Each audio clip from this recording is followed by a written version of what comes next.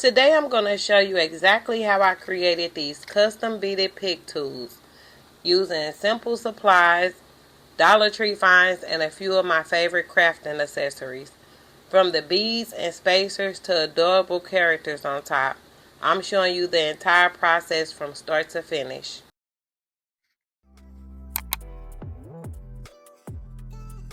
Okay, this is the pick tools that you guys see me using in a lot of my craft videos.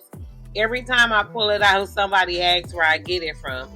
So I'm just taking out the time to make a video to show you how I make my own. So I inserted some clips on the screen from previous videos where I've used this tool.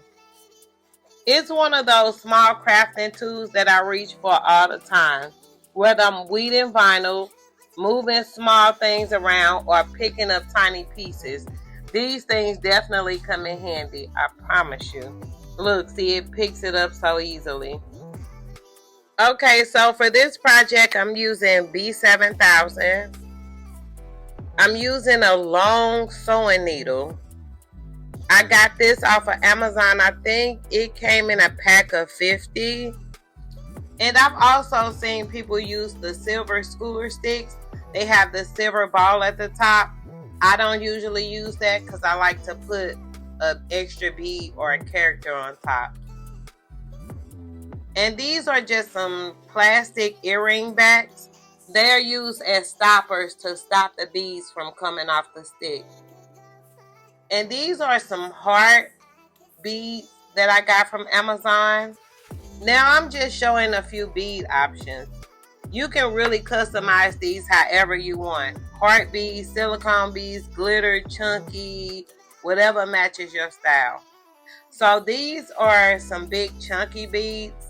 I'm going to insert a picture on the screen.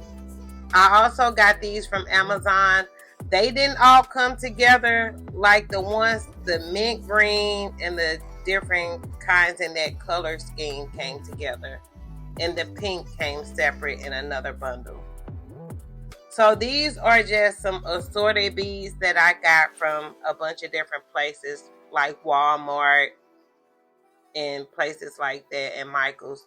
These are spacers. They go in between the beads. You don't have to use these, but I don't like the beads to be like a bead next to each other. I like to put a little room in between the beads. And these are some small silicone beads that I also got from Amazon. Making these picking tools, you have so many options. I'm going to show you guys a bunch of them at the end, like different things that you can do with them. If you like this video, make sure you stay tuned for the next one because I'm going to take these same beads and make pins with them. So before I started the video, I got some beads out that I thought would look really cute together. And these are tweezers that I use to pick the spacers up. So before I start gluing anything together, I like to lay my beads out on this bead board that I purchased from Dollar Tree. This lets me see the pattern before I commit to it. Sometimes what will look good in my head doesn't always look good once it's on that needle. So this step saves me so much time. As you can see, I'm still kind of confused on where I want to lay it out. So trust me, it helps. So one little tip that I use, it may not work for the next person, but it's like a little tip that's inside the B7000. Sometimes I take that off usually when I'm doing like projects like this, I'll take my scissors and kind of pull that little silver little tip out because I have better control over the glue when I pull it out. More glue come out, and for this project I be wanting kind of a lot of glue because I don't want my beads to be moving around. So now I'm adding a small amount of glue to the needle. I'm putting enough glue to where when I slide the bead down, it's enough for the bead and enough for the spacer.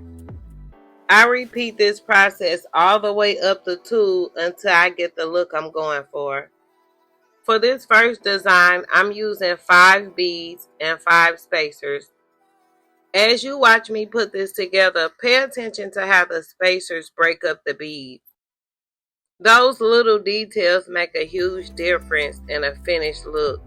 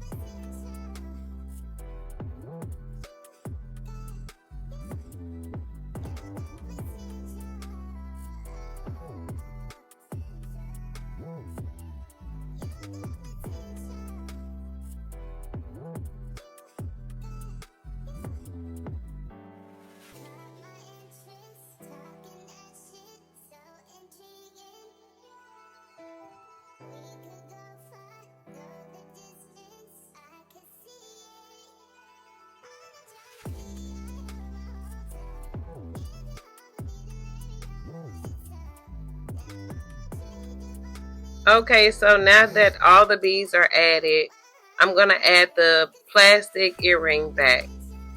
I put a little glue right there so it can hold the earring back on too. I'm just kind of using the tweezers to put it on the tip, but don't try this at home. I use my hand. You have to be really careful. I use my hand to like push it down because it be on there like really tight. So with it being tight and the glue, them beads not going nowhere. So here I kind of put the heart on the top. Sometimes the beads are down too far, so the glue doesn't dry instantly. You have time. So I just put the bead on the end and kind of push the other beads towards the end where I want the heart to fall, if that makes sense. It probably doesn't, but if you start doing these, you'll get exactly what I mean. So I add glue and then I add the heart on top. It's always, if you watch my videos, you know I'm just so extra where I use so much glue, I use so much tape. I just have to make sure stuff is secure.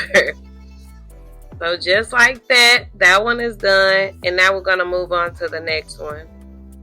For this design, I'm switching over to a yellow, mint, and kind of like a turquoise combination. Same process, different look. One thing about making these, once you learn the basic technique, you can create endless color combinations. You can make them seasonal, match your business colors, coordinate them with your craft room, or even create custom sets. So here I'm going to just play around with the bead colors and the patterns just to create me a little look real quick. Okay, so that looks cute. So now I'm going to show you how if you put too much glue too far down, what happens. So you see me putting all this glue all the way down like halfway. So once I slide the first bead on, it's going to take off most of the glue and it's going to pile up on the end. So now once I put the spacer on, it basically cleaned up the rest of the glue that was halfway down. See, once I push it down, how all the glue kind of like pile up. So that's why you want to put enough to where it's for a bead and a spacer. I didn't put that much right there because it was still kind of a little glue left, but not enough. So I'm going to just put enough for the next set.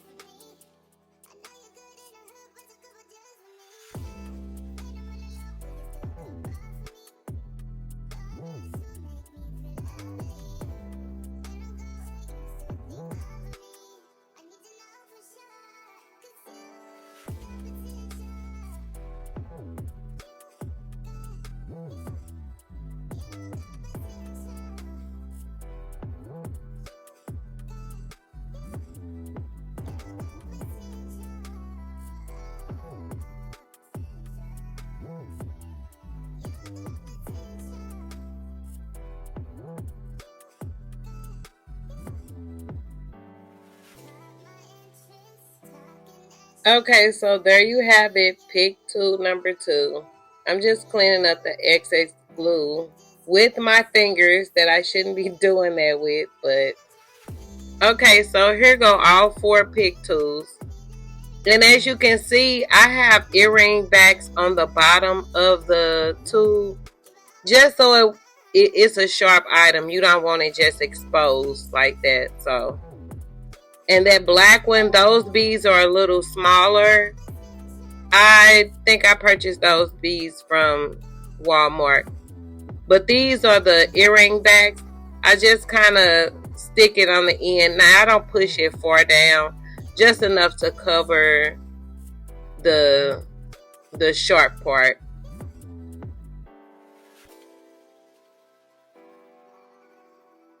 Yeah, this yellow and mint green one, it turned out really cute. Actually, it's yellow, turquoise, and mint green. Okay, so I'm going to bring in the one that I usually use. This is mine. And I'm going to show you a couple more that I use like with different kind of beads. These are silicone beads. I got these from Amazon. I showed you in the beginning of the video. They're smaller.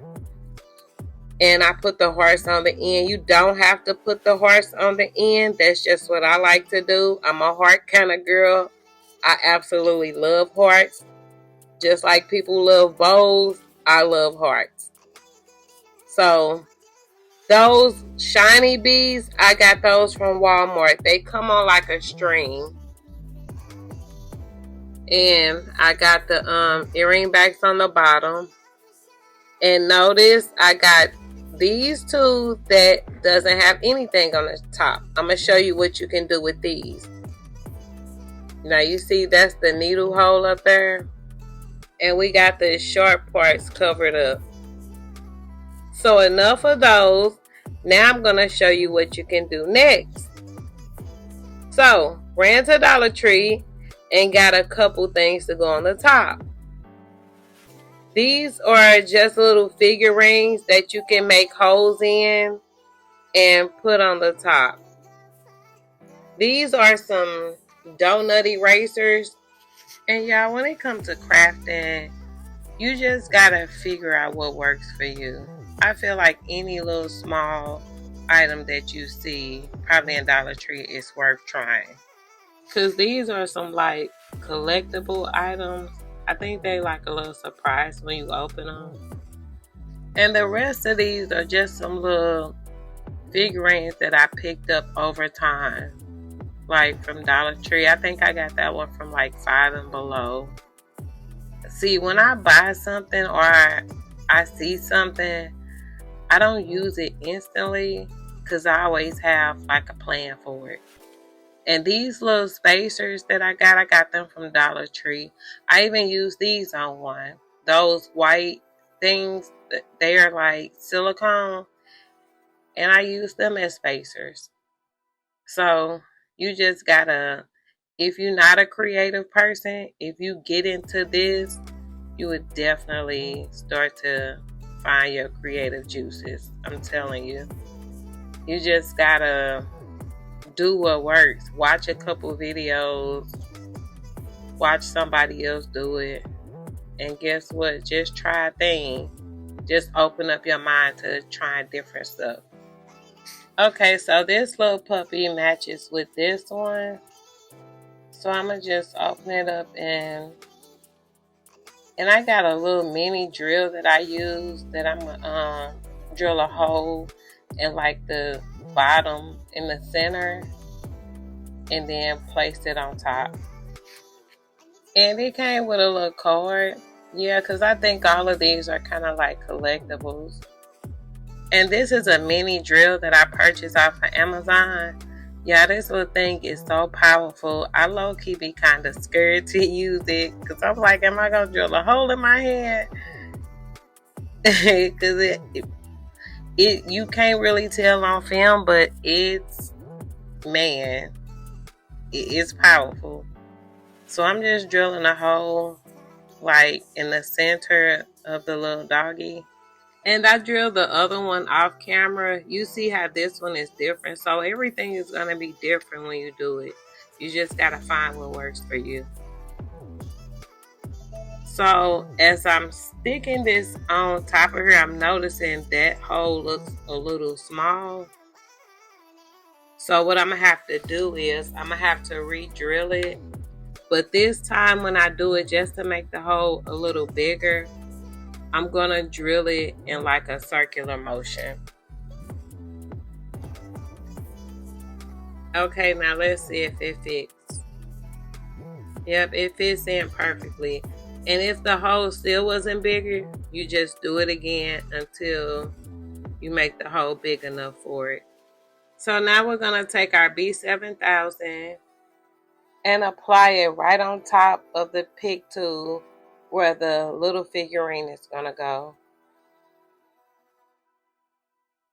I like to put a generous amount, considering the whatever you put on top, it may kind of weigh it down and you don't want it to just fall off.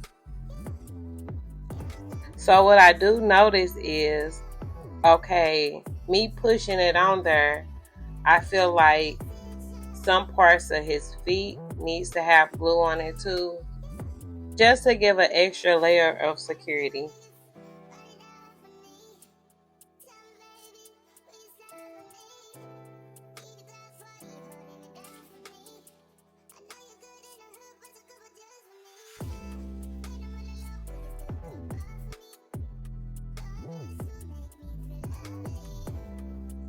Okay, we got one down and one more to go.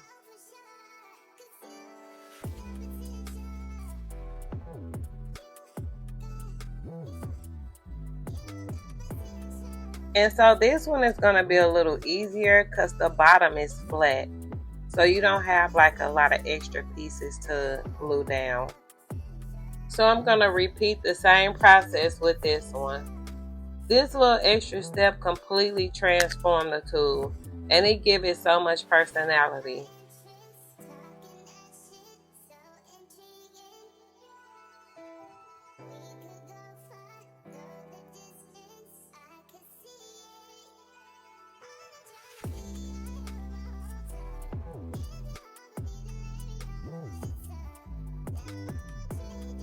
And that's it. Our custom pick tools are finished.